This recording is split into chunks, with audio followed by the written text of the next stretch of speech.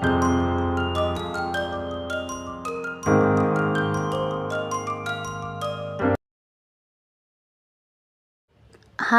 Hello ನಮಸ್ಕಾರ ರೀ ಎಲ್ಲರೂ ಹೆಂಗದಿರಿ ಆರಾಮದಿರಿ ಅನ್ಕೋತೀನಿ.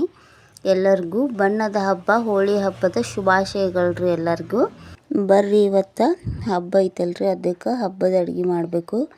ಅದಕ್ಕೆ ಬೇಳೆ ಹಾಕಿ ನೋಡ್ರಿ. ಈಗ ಫಸ್ಟ್ ಎಲ್ಲನೂ ಬೇಳೆ ಎಲ್ಲ ಕುದಿಸ್ಕೋಬೇಕು. ಬೇಳೆ ಕುದಿಸ್ಕೊಂಡು ಅದಕ್ಕೆ ಬೆಲ್ಲ ಎಲ್ಲ ಹಾಕಿ ಹೂರಣ ರೆಡಿ ಮಾಡ್ಕೊಳತ್ತೀನಿ. ಬೇಳೆ ಕುದ್ದಿರೋ ಕಟ್ಟೆಲ್ಲ ಸಪ್ರೇಟ್ ಮಾಡಿ ಅದನ್ನು ತೆಗೆದಿಟ್ಟು ಅದಕ್ಕೆ ಬೆಲ್ಲ ಹಾಕ್ಕೊಂಡು ಕುದಿಸ್ಕೊಳತ್ತೀನಿ.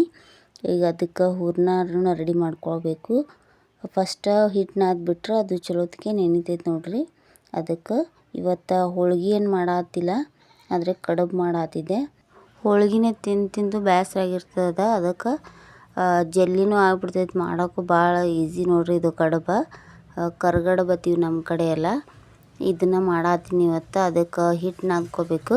ಗೋಧಿ ಹಿಟ್ಟು ಚಲೋತ್ತಿಗೆ ನಾದಿ ಇಡ್ಬೇಕು ನೋಡ್ರಿ ಗಟ್ಟಿಗೆ. ಜಾಸ್ತಿ ಅಳಸಾಗಬಾರ್ದು, ಹೋಳಿಗೆ ನಾದೋ ಥರ ನಾದಬಾರ್ದು. ಇದನ್ನು ಸ್ವಲ್ಪ ಗಟ್ಟಿ ನಾದ್ಕೋಬೇಕು. ನಮ್ಮೂರ ಕಡೆ ಎಲ್ಲನೂ ಹೆಂಗೆ ಹೋಳಿ ಹುಣ್ಣಿಮೆ ಆಚರಿಸ್ತೀವಿ ಅನ್ನೋದು ನಿಮ್ಮ ಜೊತೆ ಇವತ್ತು ಶೇರ್ ಮಾಡ್ಕೋತೀನಿ ಬರ್ರಿ. ಭಾಳ ಚಂದ ಆಚರಿಸ್ತಾರೆ, ಆದರೆ ಜಾಸ್ತಿ ಸಣ್ಣ ಮಕ್ಕಳ ಹಬ್ಬನೇ ಇದು.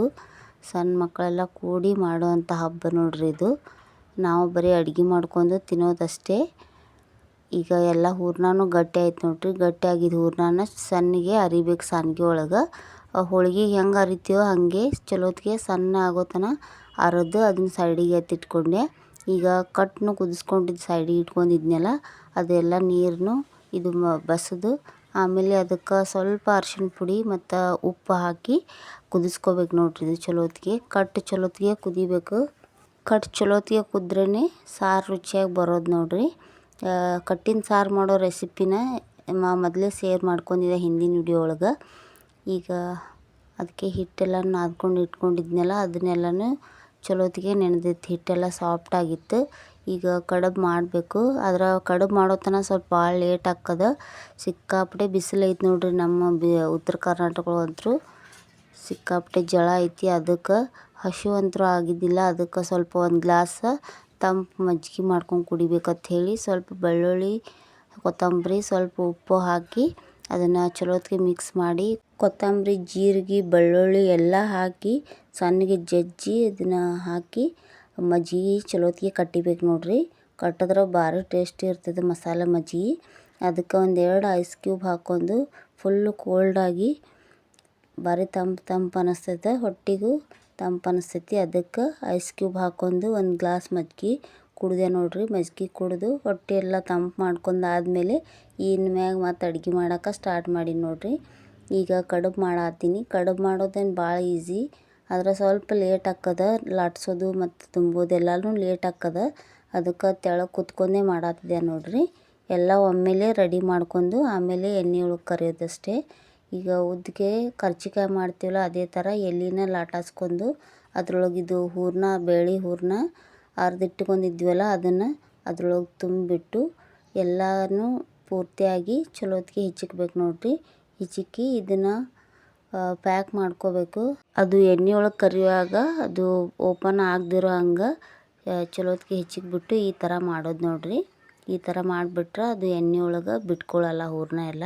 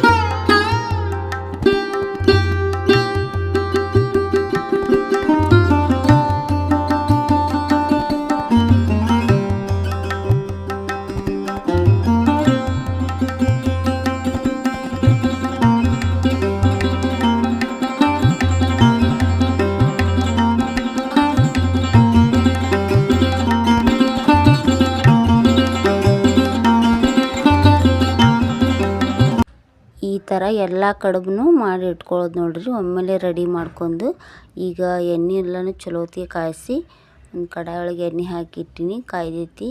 ಈಗ ಕಾಯ್ದಿರೋ ಎಣ್ಣೆ ಒಳಗೆ ಒಂದೊಂದು ಕಡುಬುಗಳ್ನ ಹಾಕಿ ಚಲೋತ್ತಿಗೆ ಕರಿಯೋದು ನೋಡ್ರಿ. ಇದನ್ನು ಕಡುಬು ಪೂರ್ತಿ ಚಲೋತ್ತಿಗೆ ಕರಿಬೇಕು ನೋಡ್ರಿ. ಎಲ್ಲನೂ ಕೆಂಪಗೆ ಆಗಬೇಕು, ಹಸಿ ಬಿಸಿ ಉಳಿಬಾರ್ದು. ಆ ಥರ ಚಲೋತ್ತಿಗೆ ಎಣ್ಣೆ ಒಳಗೆ ಕರಿಬೇಕು ನೋಡ್ರಿ. ಎರಡು ಸೈಡ ಒಂದು ಸೈಡ್ ಕರೆದ್ಮೇಲೆ ಇನ್ನೊಂದು ಸೈಡ ಹಾಕಿ ಚಲೋತ್ತಿಗೆ ಕರಿಬೇಕು ಎರಡು ಸೈಡ್ನು. ಎಲ್ಲ ಹಬ್ಬಗಳಿಗೂ ಈ ಥರ ಮಾಡ್ತೀವಿ ನಾವು ಉತ್ತರ ಕರ್ನಾಟಕ ಒಳಗೆ. ದೇವ್ರ ನೈವೇದ್ಯಕ್ಕೆ ಅಂದರೂ ಈ ಕಡುಬು ಮಾಡ್ತೀವಿ ನೋಡ್ರಿ. ಅದಕ್ಕೆ ಈ ಥರ ಹೋಳ್ಗೆ ಮಾಡೋಕೆ ಬೇಸರ ಆಗಿತ್ತಂದ್ರೂ ಈ ಥರ ಕಡುಬು ಮಾಡ್ಕೊಂಡು ಬಿಡ್ತೀವಿ. ಈಗ ಎಲ್ಲ ಕಡುಬನ್ನು ಮಾಡಿಬಿಟ್ಟು ಅಡುಗೆ ಎಲ್ಲನೂ ಮಾಡಬೇಕು. ಅನ್ನಕ್ಕೂ ಇಟ್ಟಿದ್ದೆ, ಅನ್ನ ಕುಕ್ಕರ್ ಒಳಗೆ ಅನ್ನಕ್ಕೆ ಹಾಕಿದ್ದೆ, ಅದನ್ನು ಅನ್ನನೂ ರೆಡಿ ಆಗತೈತಿ. ಅಷ್ಟರೊಳಗೆ ಇದನ್ನು ಕಡುಬೆಲ್ಲನೂ ಕರೆದ್ಬಿಟ್ರೆ ಈ ಹೋಳಿ ಹುಣ್ಣಿಮೆ ಸಣ್ಣ ಮಕ್ಕಳ ಹಬ್ಬನೇ ಅಂತ ಹೇಳ್ಬೋದು ನೋಡ್ರಿ. ಸಣ್ಣ ಹುಡುಗರು ಎಲ್ಲ ಕಟ್ಗೆ ತಂದು ಎಲ್ಲ ರೆಡಿ ಮಾಡಿಬಿಟ್ಟು ಈ ಕಾಮನ್ ಸ್ಟೋರಿ ನನಗೆ ಅಷ್ಟೊಂದು ಗೊತ್ತಿಲ್ಲ. ನಿಮಗೆ ಗೊತ್ತಿದ್ರೆ ಪ್ಲೀಸ್ ಕಮೆಂಟ್ ಮಾಡಿರಿ. ಯಾಕೆ ಕಾಮನ್ ಕುಂದ್ರಿಸ್ತಾರೆ ಏನಂತ ಅಷ್ಟೊಂದು ನನಗೆ ಸರಿಯಾಗಿ ಗೊತ್ತಿಲ್ಲ. ನಿಮಗೆ ಗೊತ್ತಿದ್ರೆ ಪ್ಲೀಸ್ ಕಮೆಂಟ್ ಮಾಡಿರಿ. ನಿಮ್ಮ ಕಡೆ ಹೇಗೆ ಆಚರಿಸ್ತಾರ ಅಂತ ಕಮೆಂಟ್ ಮಾಡಿರಿ. ನಮ್ಮ ಕಡೆ ಅಂತೂ ಕಟ್ಗೆ ತಂದು ಈ ಥರ ಕಾಮನ್ ಎಲ್ಲ ರೆಡಿ ಮಾಡಿಬಿಟ್ಟು ಸಣ್ಣ ಹುಡುಗರೇ ಆಚರಿಸೋದು. ಈಗ ನಾನು ಅಡುಗೆ ಎಲ್ಲನೂ ರೆಡಿ ಮಾಡಿದೆ ನೋಡ್ರಿ. ಕಡುಬು ಮತ್ತು ಹಪ್ಪಳ ಎಲ್ಲನೂ ಹುರಿದೀನಿ. ಹಪ್ಪಳ ಸಂಡಿಗೆ ಎಲ್ಲನೂ ಕರೆದ್ಬಿಟ್ಟು ಮತ್ತು ಚಪಾತಿನೂ ಮಾಡಿದ್ದೆ. ಚಪಾತಿ ಮತ್ತು ಬದ್ನಿಕಾಯಿ ಪಲ್ಯ ಎಲ್ಲನೂ ಮಾಡಿದ್ದೆ ನೋಡ್ರಿ. ಕಡುಬು ಬರೀ ಸ್ವೀಟ್ ಅಂದರೂ ಇಷ್ಟ ಆಗಲ್ಲ, ಅದಕ್ಕೆ ಚಪಾತಿ ಮತ್ತು ಅದ್ರ ಜೊತೆ ಬದ್ನಿಕಾಯಿ ಪಲ್ಯನೂ ಮಾಡಿದ್ದೆ. ಬದ್ನಿಕಾಯಿ ಪಲ್ಯ ಮತ್ತು ಅನ್ನ ಸಾರು. ಕಟ್ಟಿನ ಸಾರು ಜಾಸ್ತಿ ಇಷ್ಟ ಆಕ್ಕತ್ತೆ ನನಗಂತೂ, ಅದಕ್ಕೆ ಕಟ್ಟಿನ ಸಾರು ಜಾಸ್ತಿ ಮಾಡಿ ಮತ್ತು ಅನ್ನನೂ ಮಾಡಿದ್ದೆ. ಈ ಥರ ಎಲ್ಲ ಅಡುಗೆನೂ ಆಯ್ತು ನೋಡ್ರಿ. ಈಗ ಅಷ್ಟರು ಕೂತ್ಕೊಂಡು ಊಟ ಮಾಡೋದಷ್ಟೇ.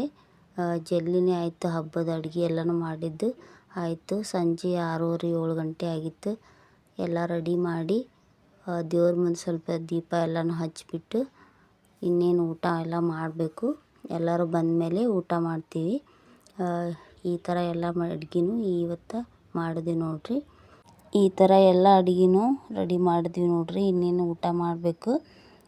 ಎಲ್ಲರೂ ಬಂದಮೇಲೆ ಊಟ ಮಾಡ್ತೀವಿ. ನಮ್ಮ ಮನೆ ಹತ್ರನೇ ಒಂದು ಓಣಿ ಒಳಗೆ ಕಾಮನ್ ಕುಂದ್ರಿಸಿದ್ದು ನೋಡ್ರಿ. ಈ ಥರ ಕುಂದ್ರಿಸಿದ್ರು. ಸ್ವಲ್ಪನೇ ವಿಡಿಯೋ ಮಾಡ್ಕೊಂಡು ಬಂದಿದ್ಲಿದ್ರೆ ನನ್ನ ಮಗಳು, ಅದನ್ನು ಆ್ಯಡ್ ಮಾಡೀನಿ. ಈ ಥರ ಸಣ್ಣ ಮಕ್ಕಳು ಎಲ್ಲ ಸೇರಿ ಈ ಥರ ಗುಡಿಸ್ಲ ಎಲ್ಲ ಹಾಕಿಬಿಟ್ಟು ಈ ಥರ ಬಟ್ಟೆ ಹಾಕಿ ಎಲ್ಲ ರೆಡಿ ಮಾಡ್ತಾರೆ. ಈಗ ಮನೆ ಹತ್ರನೂ ಹುಡುಗರೆಲ್ಲ ಬಂದಿದ್ದು ಪಟ್ಟಿ ಬೇಡಕ್ಕೆ, ಅವ್ರಿಗೆಲ್ಲ ಪಟ್ಟಿನ ಕೊಟ್ವಿ. ಈ ಥರ ಇತ್ತು ನೋಡ್ರಿ ಇವತ್ತಿನ ನಮ್ಮ ಹೋಳಿ ಹುಣ್ಣಿಮೆ ಹಬ್ಬ. ನಿಮ್ಗೆ ಹೆಂಗೆ ಅನಿಸ್ತು ಅಂತ ಹೇಳ್ರಿ. Thank you for watching.